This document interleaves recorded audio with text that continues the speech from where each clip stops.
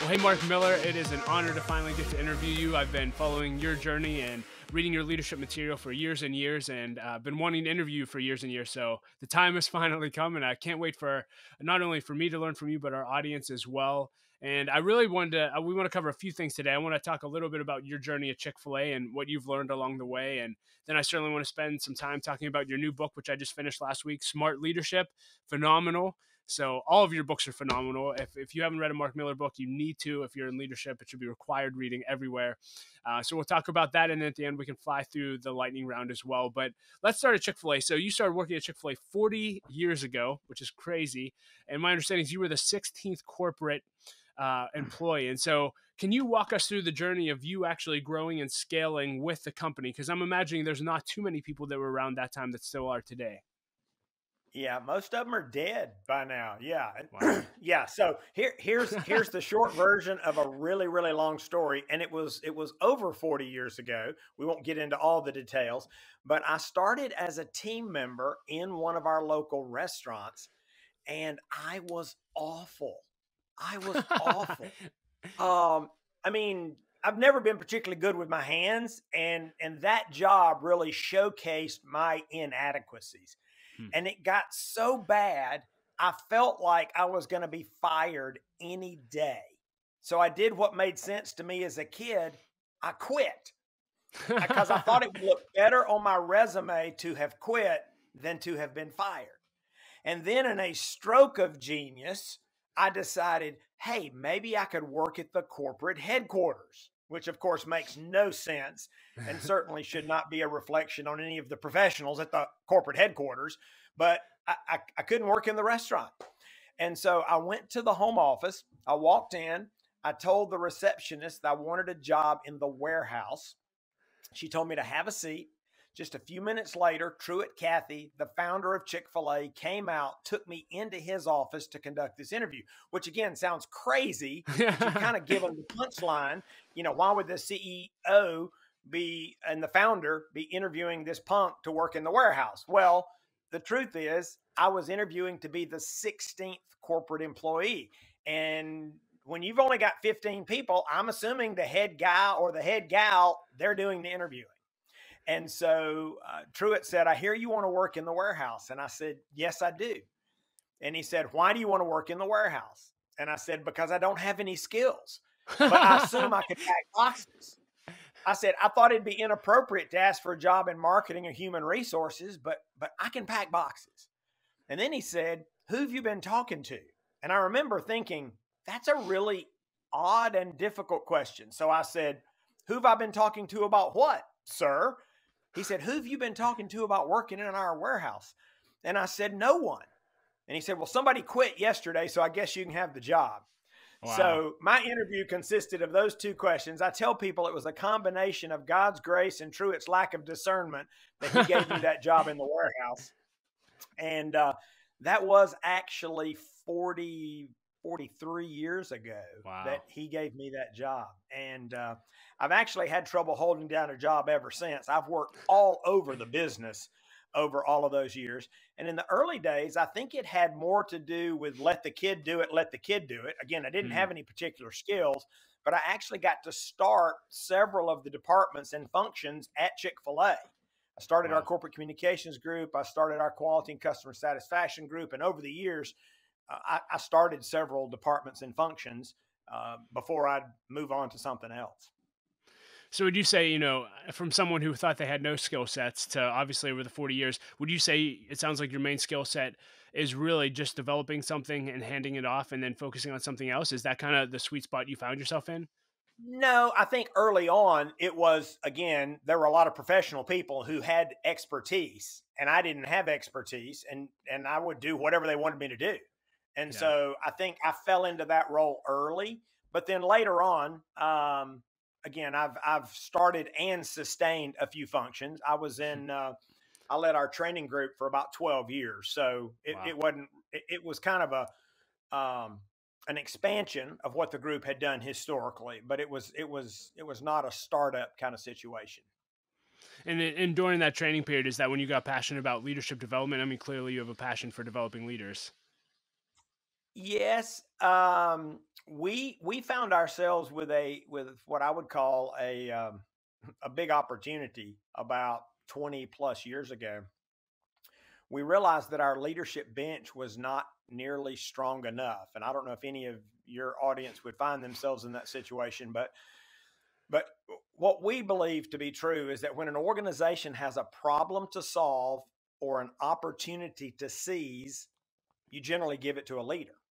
Hmm. And we had problems to solve and opportunities to seize, and we looked over our shoulder and said, "Uh-oh, and, we hope this person can lead in a few years. We hope this person is going to become a great leader." And so, of course, what you do in those situations is you just double down and give more work to your existing leaders, Hmm. which is perhaps a short-term answer, but it's a long-term disaster. Wow. And so I was asked to try and figure out, how do we accelerate leadership development?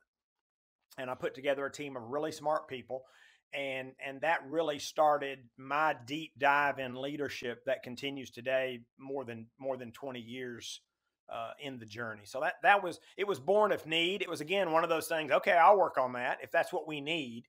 I was leading my team and leading a function, but I was not thinking at that point about the whole organization. In fact, nobody was, which is why we had this issue. See, when we Yeah. were smaller, our leadership development process was really immersion and osmosis. Hmm. And you can make an argument for that in a really small organization. I mean, that's how I learned a lot about leadership, was sitting around the table with really good leaders. When you've got 16 employees, we had lunch around one table.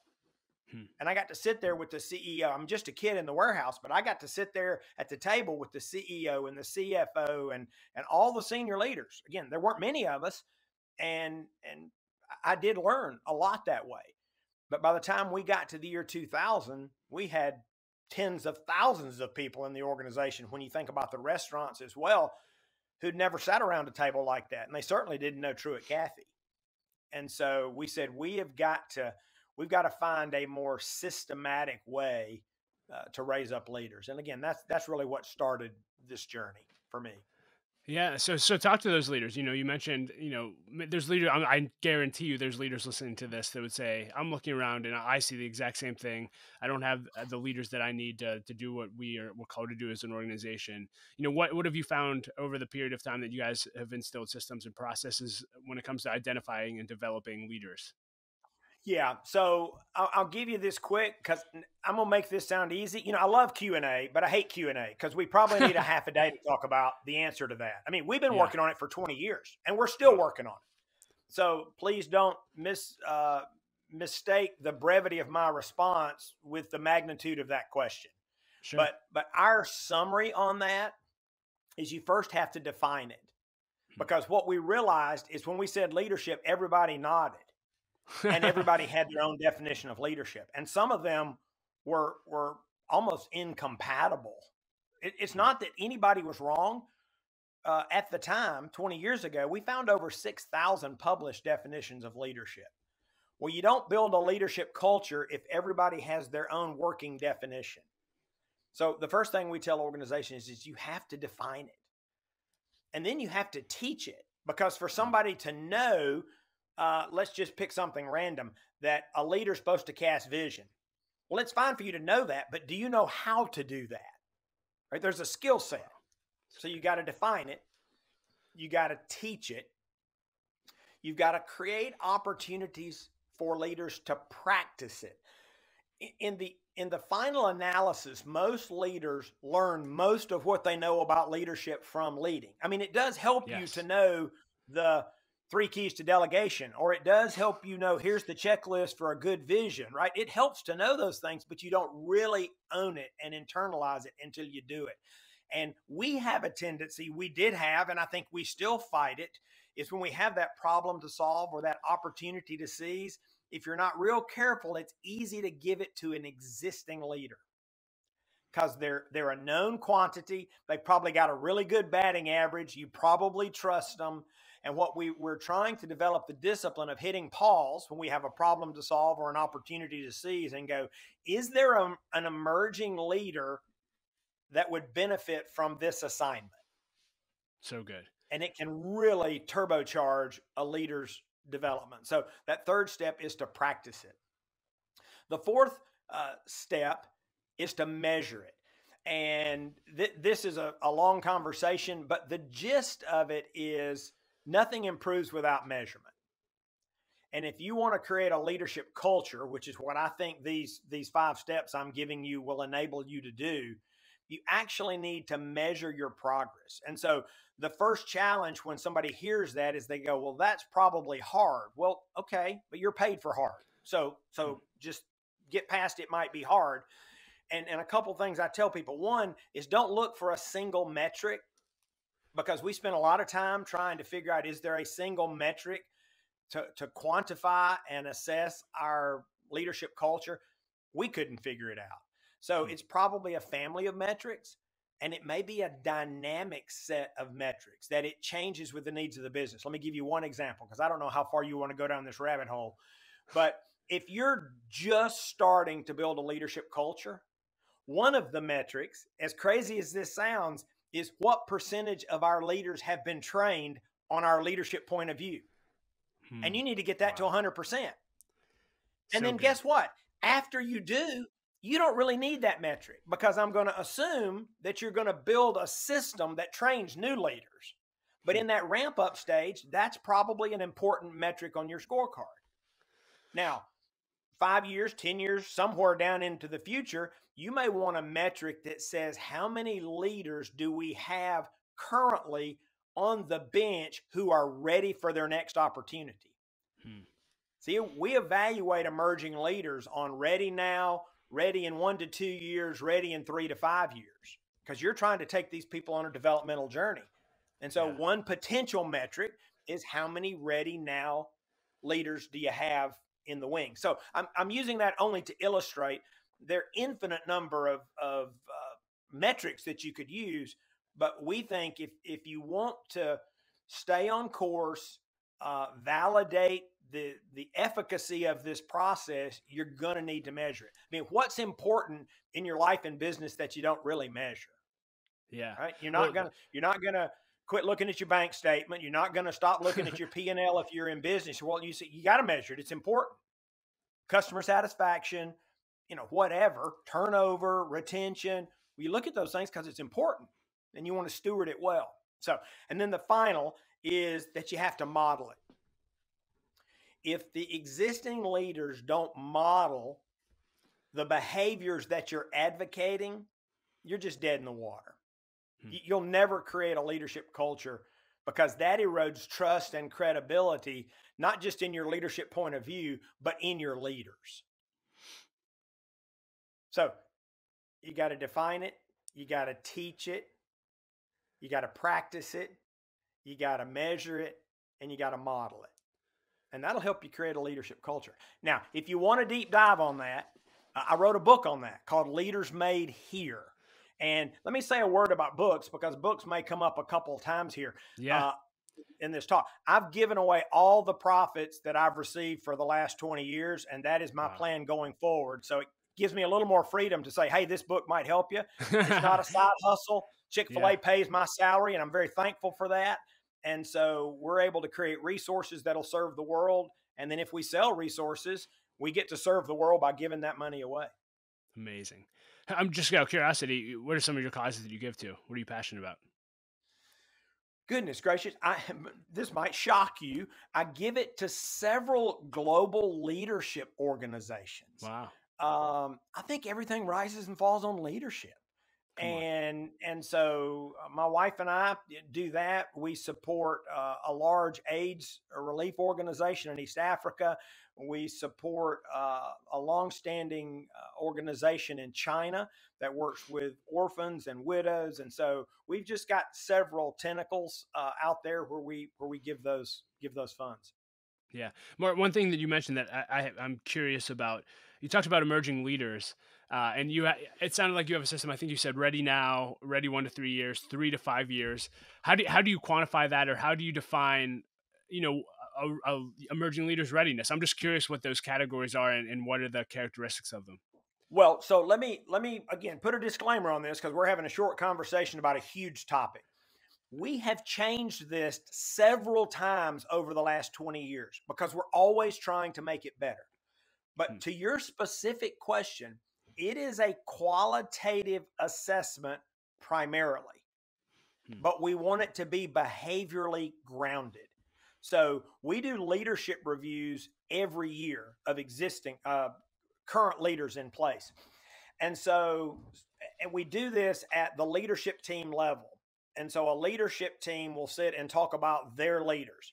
And so somebody will say, I think Pam is a 4 on a 5-point scale.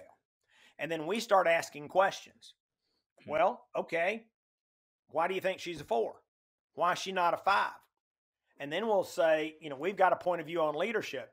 Give us an example of how she sees the future. Give us an example of how she engages and develops others. Give us an example of how she reinvents continuously. And this can go either way. Based on their answers, we go, man, you're grading too hard. She sounds like a 5. Or we may say, we don't think she's a 4 because you gave us a blank stare on 3 of those. So we're gonna collectively as a group lower her rating. Hmm. And so it's subjective, behaviorally based. So good. Anything else there? There's a lot more there, but we Yeah, probably we should could move go on. there. So good. So you saw Chick-fil-A, go from, I mean, I can't imagine where it was 43 years ago when you started to where it is today. I'm just curious, were there 2 or 3 pivotal moments in the organization's history that you would say that moment was an absolute game changer? That moment, any of those you want to share with us? Um, yes and no. So I'll give you a pivotal moment that was really important as a factor in our success, but not while we're successful. So the moment was in 1982. The business was really struggling. Interest rates were really high. Sales were soft. We were under some financial stress and strain. We just built a new headquarters building, and our executive committee went off to try and create the plan, right? The recovery plan. How are we going to get things back on track? I mean, you're too young to remember this. Interest rates were over 20%. I That's mean, it was a crazy. crazy time Hmm. in America. And so the executive committee went off to figure out what's the plan. And at that meeting, somebody asked the seemingly simple question, "Why are we doing all this?" Hmm. Which led to a very lengthy discussion. And out of that came our corporate purpose. And so they came back after this 2 or 3 day retreat with a single statement that I think was one of those defining moments. They said, look, we're not sure what the future holds, but we needed to be really clear on why we're doing what we're doing. And what they came back with is our corporate purpose is to glorify God by being a faithful steward of all that's entrusted to us and to have a positive influence on everyone who comes in contact with Chick-fil-A. And they said, we'll have to figure the rest of it out. So it was the forerunner to Simon Sinek's Start With Why. These Yeah. guys in 1982 said, we need to get real clarity on why we're doing this. And so that was a defining moment. But here's why I think we've been successful. And many in your audience will be familiar with Jim Collins. He's Yeah. a friend of ours, has spoken at our events on several occasions. And we've had our senior leaders visit with him out in Boulder. Just a great guy. And he talks about the flywheel. The reason that we've been successful, it, it, it's every single push by every team member and every operator in every restaurant every day. You combine that with every push by every corporate staff member every day, and this thing is just it's just gained momentum and it's just gained speed. And I think um it'd be wrong to say it was this push or that push. Now I think the corporate purpose was a big push, but there have Yeah. been millions of pushes. Our team members are going to serve millions of guests today, millions of customers today. And they're going to do it with honor, dignity, and respect. And every one of those pushes that flywheel. And so I think that's why we're successful is we're pushing the flywheel every single day. This fun question just came to my mind as you shared that. I don't know why. 43 years of Chick-fil-A. If you had to make an estimate of how many Chick-fil-A sandwiches you've consumed in 43 years, what would you throw that number at? Yeah. Oh man, give me a calculator. I've eaten a lot of them because one of my responsibilities during that season, I already mentioned that we started the quality department, and we were the first ones to establish our quality requirements for the restaurants. And so we tasted a lot of chicken sandwiches doing that. And then I was also a director in field operations, working with business consultants and operators. And we just said, every time we're in a restaurant, we're going to eat food, even if we're not Wow. going there to eat food because we think it's the right thing to do. We're in the restaurant business, right? And so, pretty much every Chick-fil-A restaurant I've been in almost for 43 years, I eat food. That's beautiful. Uh, you got to spend time with True Kathy, employee number 16. I'm just curious, legendary leader. There's a lot of legendary leaders in your organization. What are the top 2 or 3 things you learned from his life and business career? Wow.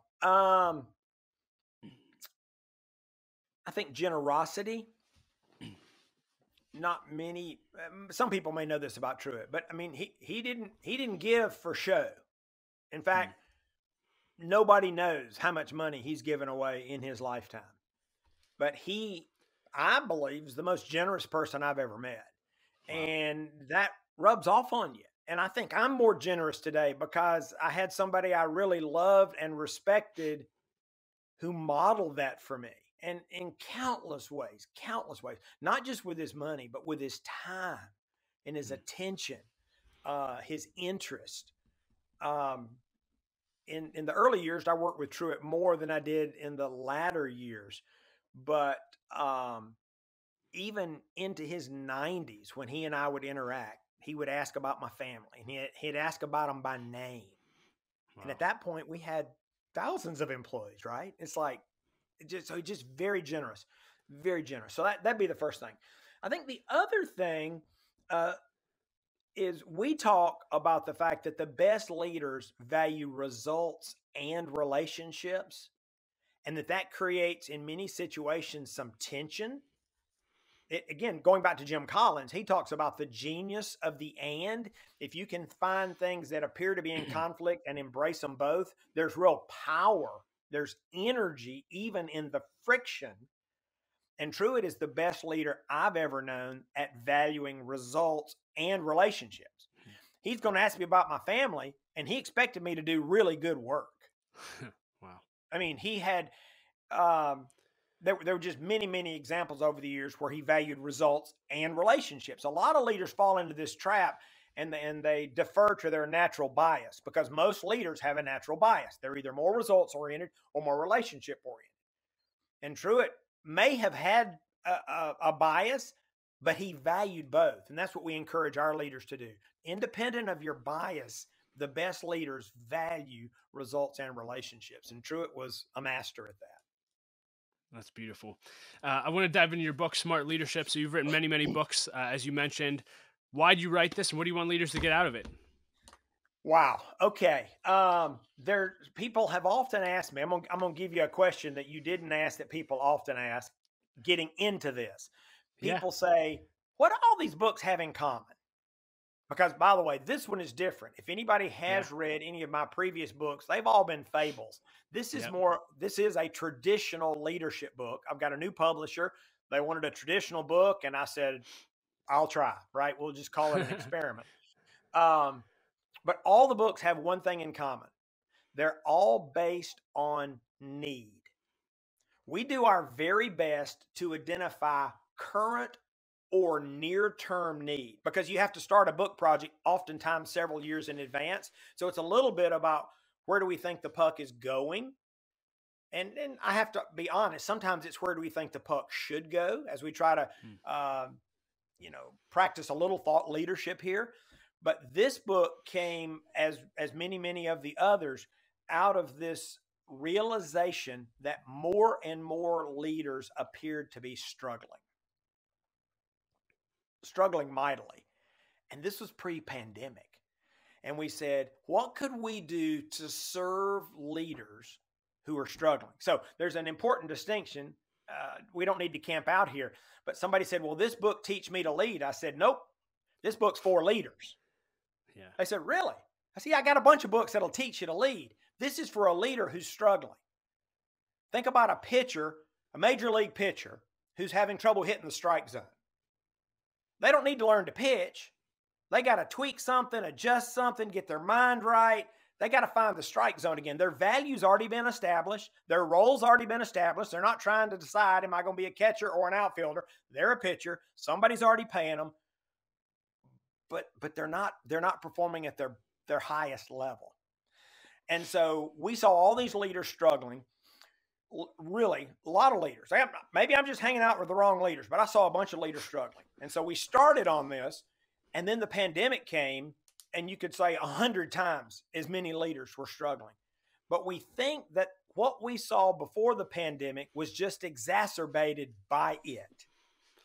Leaders are struggling with what we call quicksand. Busyness, distractions, complexity. I mean, make your own list. In fact, I shared that list with some leaders early on, and they said, well, yeah, I hear all that, but mine's different. I said, okay, what's holding you back? And they said fear, fatigue, aimlessness. So my point is, make a long list. Anything that's keeping you from reaching your full potential as a leader, anything that's impeding your impact, we're going to put it into this one big toxic mix, and we're going to call it quicksand. And so we said, okay, the research team came together and said, we're going to figure out what's causing all this quicksand. Well, we quickly discovered that there are leaders that have this seeming knack for staying out of quicksand. And if they get in it, they get out really quick. And so we said, hey, let's go study them. Because we thought quicksand was the problem. And then what we ultimately decided is the leaders who stay in the quicksand are their own problem, because you can get out. I mean, you think about it, the way we framed it, you really only have three choices when you get in quicksand. One is you can just give up. You can just quit. And I think that's a big part of this great resignation we're hearing about. A lot of people just saying, this is too hard and I'm quitting. Now, those that don't resign, they may actually die. Now, even if they don't physically die, their hopes and their dreams are extinguished in the quicksand because it's just so hard. Well, the second group, which I think is the majority of leaders that I know, they are trying to learn to swim in the quicksand. Now, you actually can do that, but there are two fundamental problems. One, you're never going to win a gold medal swimming in quicksand, right? You can't lead at your highest level, and it's exhausting. And if you do it too long, you're probably going to end up in that other category of a leader that just quits. So the only viable option is option three, at least from my perspective. We said we've got to figure out how to help leaders get out of the quicksand. And so that's actually what the book is about, helping leaders get to that solid, dry ground where they can do what they know how to do. Yeah. And you lay out 4 choices in the book of how to get out, which I love. There's a few things I want to focus on that I loved in the book. You did focus a lot on talking about the importance of investing in yourself through coaches and consultants. And you've talked about how you've done that personally and how life-changing that's been to you. Why should leaders pay for coaching? Why should leaders get consultants in their life and business to help them get out of quicksand? Thank you. That's a great question. This goes to that first choice, which is to confront reality. And the truth is, it's hard to confront reality. it's sometimes hard to discern reality because we're too close to it, right? And we're in quicksand. And so, fresh eyes is the concept as we talk about it in the book. And there are a lot of ways you can do that, including coaches, consultants, peer groups. I'm in a group that's been meeting for 23 years now, twice a month, Wow. talking about leadership every other Monday night for 3 hours. And we're doing that Monday night again.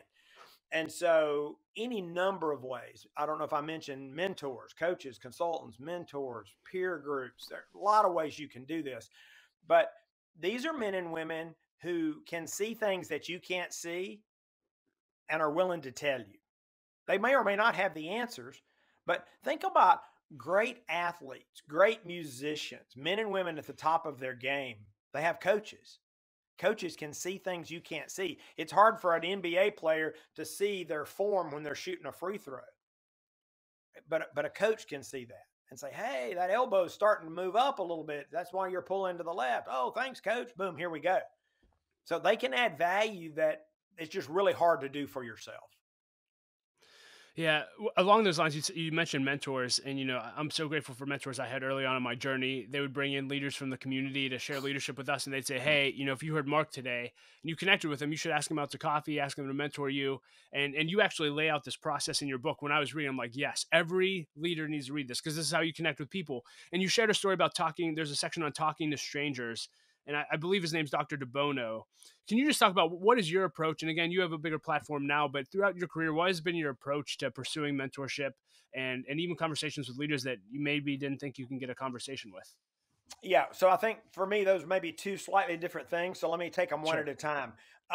For a mentor, I think a lot of people that don't have a mentor, they've they've set their sights too high and they want the best in the world at something. That's the first problem. They've also set their sights too high because they want somebody to help them with their fitness, their faith, their finances, their family, their career, and their education and their study methods. It's like, no, no. So you've aimed too high and you've aimed too broad. So what I tell folks to do is find somebody that's a little bit further ahead than you are. And they're willing to help you in a specific area, which is why you may need several mentors in your life at any given time. And I think that's fine. Again, the man or woman that can do all of that, I don't even know if they exist. So I encourage people, don't aim too high and focus what you want to learn and the area in which you want to grow. Now, the last part of that is I do know people I know and love, thought leaders who say a mentoring relationship is a lifetime relationship. Yeah, I don't set the bar that high either. I'll ask somebody if I can buy their lunch or I can buy their Right. dinner. And if there's some chemistry there and if there's some connection there, I'd say, hey, would it be okay if we had another meeting? And it can literally go just like that. Now, you may have long-term relationships with these folks. I had one mentor for 20 years till he passed away. And that's great. But I've had many, many other mentors that might be a meeting or two meetings or six meetings. Because, see, at some point, you're going to learn what you need from that mentor. And you're probably going to need another mentor. Same is true of a paid coach. I've had paid coaches that I might work with for a while. And at some point, they start recycling their content. And it's like, okay, I need a new coach. I need to go to another level. I think this guy is giving me all he's got, and that's fine. And it was Yeah. mutually beneficial. So I don't aim too high. I don't think too broadly, and I don't think long term on the mentoring side. On the conversations with strangers, I just think you got to be bold and be prepared for them to say no, and it's okay. Yeah. And one of the things I've done over the years, um, just as a learning methodology, is to go to conferences. And I am all about approaching a speaker after they speak and say, can I buy your lunch? Can I buy your dinner? You referenced Dr. Edward DeBono that I talk about in the book. For those that don't know him, at the time he had written 76 books on creativity. He is the world's thought leader on the topic of creativity. I'd read several of his books. I'd taught some of his content. He spoke at this event And I said, "Hey, can I buy your breakfast, lunch, or dinner while you're in town?" And he said, "Let's go eat right now." It's That's fantastic. And awesome. we had about I don't know, 2 hour, 2.5 hour conversation over lunch, and it cost me a sandwich. Wow. A But Chick-fil-A sandwich? if I hadn't asked him, the answer would have been no. Yeah. Was it a Chick-fil-A sandwich? It was not. Okay, okay. Hey, just thought I'd see. That would have made it You better, also, but it was not. yeah. One of the quicksand traps that you said leaders are finding themselves in is they're too busy and they don't have any margin in their life. And you have a whole section on margin. Can you talk about margin in your life? And you have library trips, I believe. Can you talk a little bit about that and what that process has meant to you? Yeah. So you might make the case that this was one of the insights from a couple of years of research. I mean, I like to think there were several, but we didn't walk into this thinking that one of the keys to leadership effectiveness is margin. And it was screaming in the Hmm. literature and the interviews. It was just screaming at us. It's like, no, no, this is a huge, huge deal. And so as I began to socialize that, I literally had leaders look at me like I was crazy, and a couple of them told me I was crazy. And you can, and that makes sense. I mean, I am crazy, but if you're in quicksand and somebody says you need margin in your life, they're going to think you're a fool. And one person articulated it like this, and they said, "I don't have time for a vacation." Well, that flipped the light bulb on in my head. Okay, I've not communicated well. I said, "I don't know if you Wow. need a vacation or not, and you may need one." I said, "I'm not talking about margin as a vacation. I'm talking about margin as a leadership discipline." And he said, "Well, what does that mean?" I said, "Okay, when do you purposefully, purposefully have time to reflect, to assess, to think, to create, and to plan?" And he looked at me like, "Well," I said, "I think I've got my answer. But how do you lead at the highest level if you don't have time to reflect, to assess, to think, to create, and to plan? Because who do you think's doing that? Your team's probably not doing that, because if you're in quicksand, you probably drug them in there too. Somebody's got to get out. And so people say, "Well, how much time do I need?" So I don't know. I mean, I really don't know. Um, I will say this: the bigger your dreams, the more responsibility you have, the bigger your challenges, the bigger your problems, the more time you need in margin. Talked to one guy, when he got promoted to be the president of his company, he doubled the amount of margin in his life. He said, "I felt Wow. like I had no choice." So people think it's extracurricular when it is actually core. It's core. Um, and so it's something that it makes a lot of sense. If you've done it, if you've not done it, it sounds insane. And so I encourage leaders, find 2 hours next week. Like, so how do you know I need 2 hours? I don't know that you need 2 hours. You may need 2 days. You may need 20 minutes. Find 2 hours next week. Put it on your calendar as a meeting with me. So when somebody else wants that time, you look at your calendar and go, "Oh, no, I'm sorry. I've got a meeting." And in that time, pick a topic, pick a challenge, pick a problem. Reflect, assess, think, create, and plan on how you can better address that opportunity, that issue, or that problem. And I believe you'll find that it becomes your most valuable time every week as a leader will be time that you spend alone. And this goes back throughout history, thousands of years. There case study after case study after case study. If you start looking into the lives of great leaders, I haven't found one yet that didn't have margin as a personal discipline. Well, leaders, I'm loving this interview. I'm sure you are too. And again, the book is Smart Leadership. If you don't have a copy of this, get it. And really, if you've never read Mark's books or taken your leadership team through Mark's books, can't encourage it enough. I want to move into just some fun questions, lightning round questions before we wrap up. And I'm curious, speaking of books, you've written multiple books. anytime I meet an author who's had success like you have, I would just ask, what advice do you have for aspiring authors? Well, it's really simple, and I've given it to hundreds of aspiring authors, and I'm not sure any of them have appreciated it. So I'm just going to warn you: you got to get a first draft, and it's going to be awful. So don't worry about it being awful. The first draft's always awful, but until you get a first draft, you don't have anything. Hmm.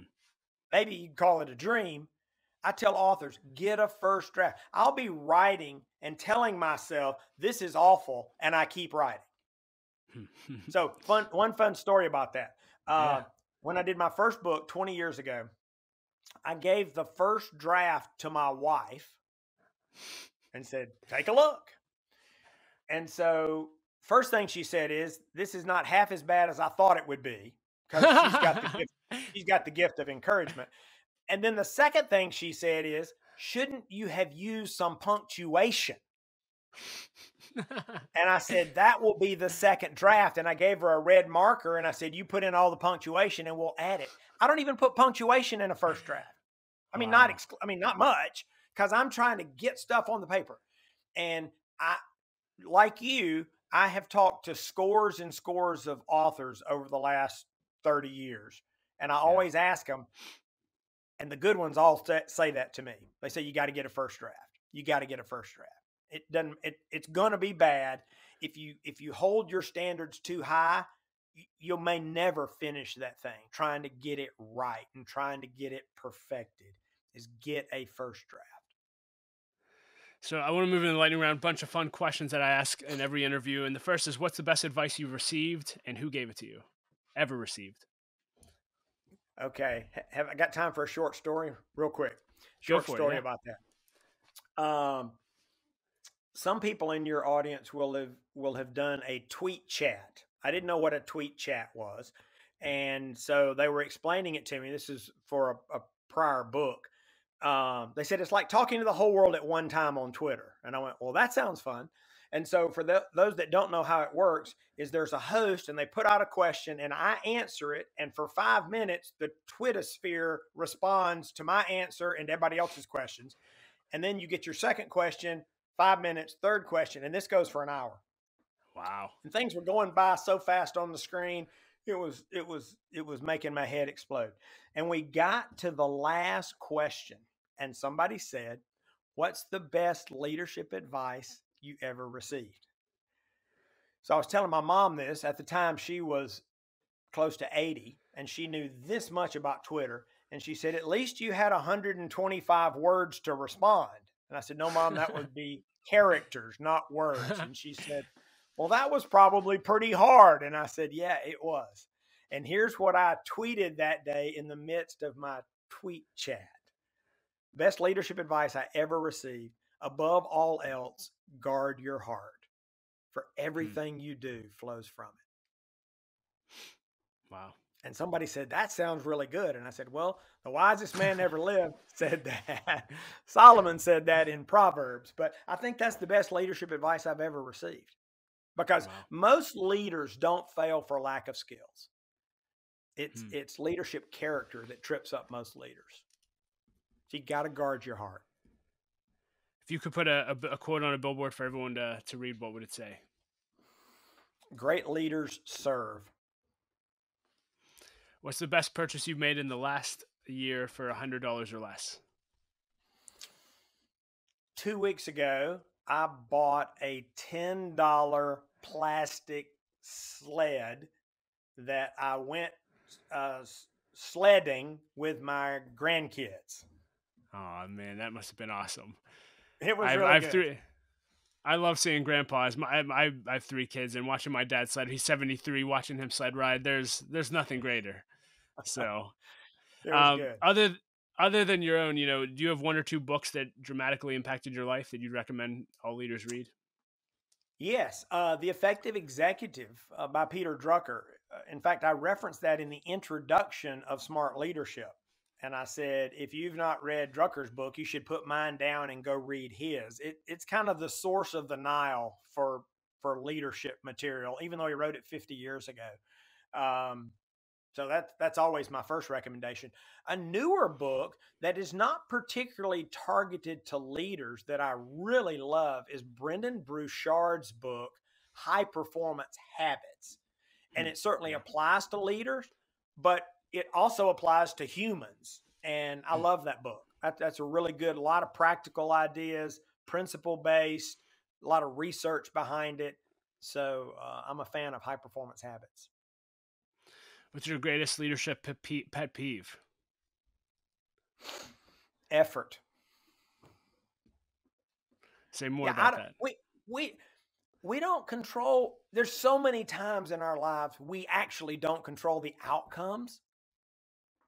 Sometimes you win, sometimes you lose. Sometimes it goes right, sometimes it goes wrong. Sometimes something you're experimenting with works. Sometimes your prototype fails. So we don't always control those things, but we always control our effort. And Hmm. I just want people to be 100%. Um, for me, that's a stewardship issue. Yeah. You could spend time with a lot of high quality leaders. I'm just curious. Do you have a go to question or two that you always ask when you get a meeting with a leader?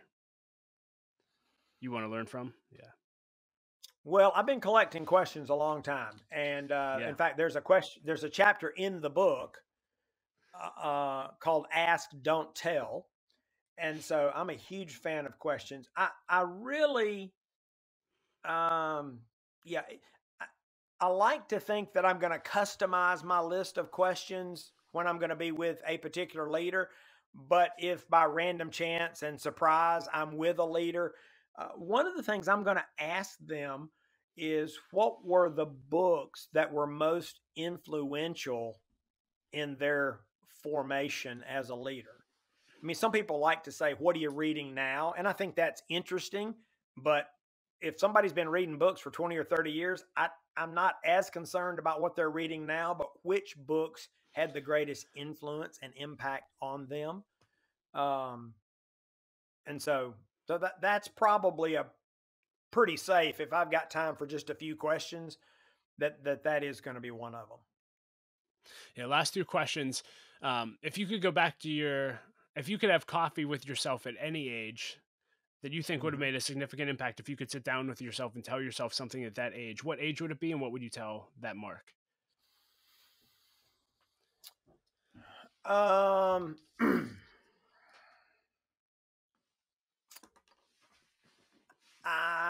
I'm gonna. This is a good question, but I'm gonna tell you something that I was told when I was young that made all Okay. the difference.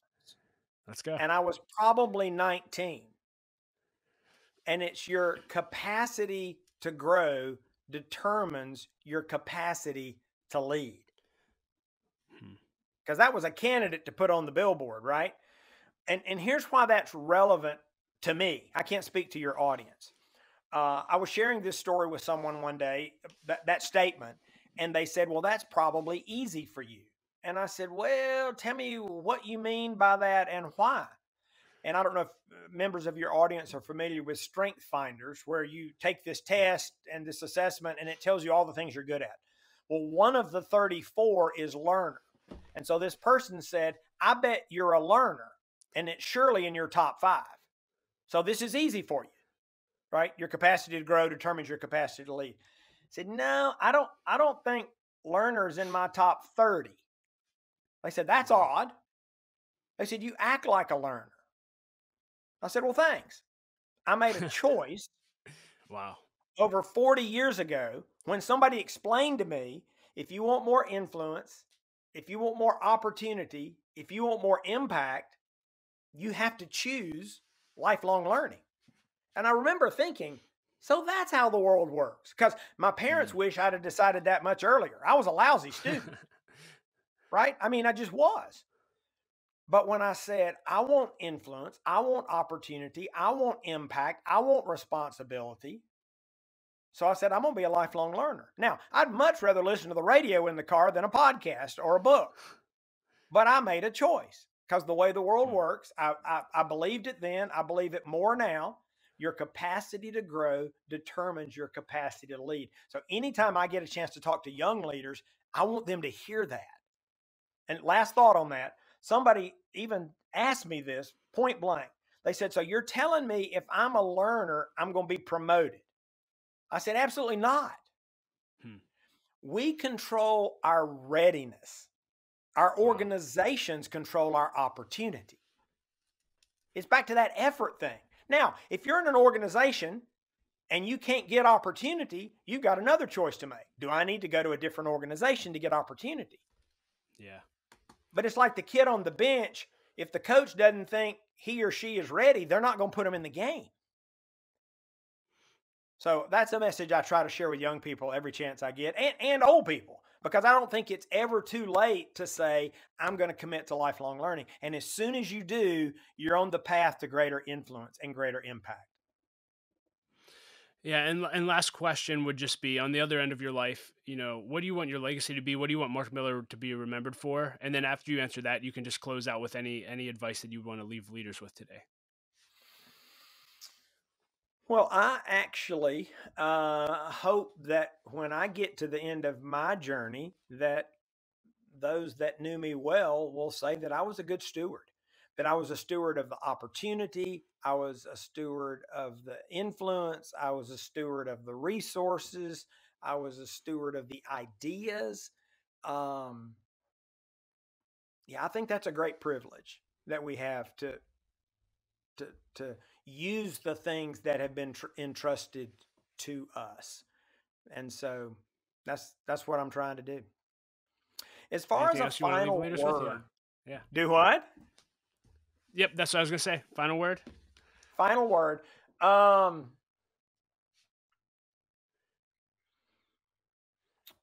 would encourage everybody listening to try and figure out how you can make a difference in your world, because every leader can. Now, sometimes leaders, myself included, may become a bit discouraged because we have these grandiose plans and visions, and I think that's great, and I think we should. But sometimes we can lose sight of the changes we can make in our world in real time, today and tomorrow. Every leader has the capacity to change their world. You got to get out of the quicksand to do it. But the choices that we talked about a couple of them today, they are your superpower. Yeah. And you can literally change the world. Well, Mark, thank you for changing the world the way you have at Chick-fil-A and to leaders all over the world. Thank you for investing in me and Jesse in this conversation, and everyone that will listen to this, and just keep making your mark. It's a significant one, and it's been an honor to have a conversation with you today. Glad to be with you.